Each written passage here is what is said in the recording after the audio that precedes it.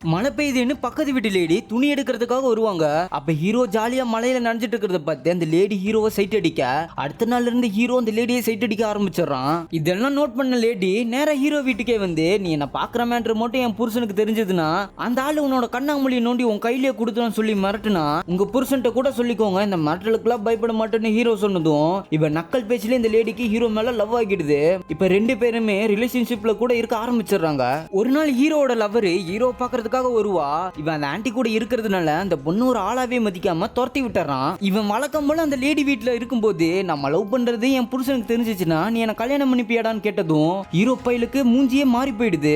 அதெல்லாம் உன் புருஷன் கிட்ட மாட்ட மாட்டோம் சொல்லிட்டு வந்துடுறான். மறுநாள் இவ வீட்டுக்கு வந்து கதவை தட்டும் போது அந்த லேடியோட புருஷங்கார கதவை திறந்துடுறான். இவன் அந்த ஆளை பார்த்து பயந்து போய் தலை தெறிக்க ஓடி வந்துடுறான். அந்த லேடியே இவன் வீட்டுக்கு வந்து, நீ இப்படி ஒரு பயந்தாங்கோலியா இருப்பான்னு நினைச்சு கூட பார்க்கல, நீ இதுக்கப்புறம் என் வீட்டுக்கு வராதான்னு சொல்லிட்டு போயிடுறாங்க. சரி இந்த ஆன்ட்டி போனா என்னன்னு சொல்லிட்டு அவன் லவ்வரை தேடி வந்தான். இவன் கண்டுக்காதனால அந்த பொண்ணு வேற ஒரு பையனை லவ் பண்ண ஆரம்பிச்சாரா.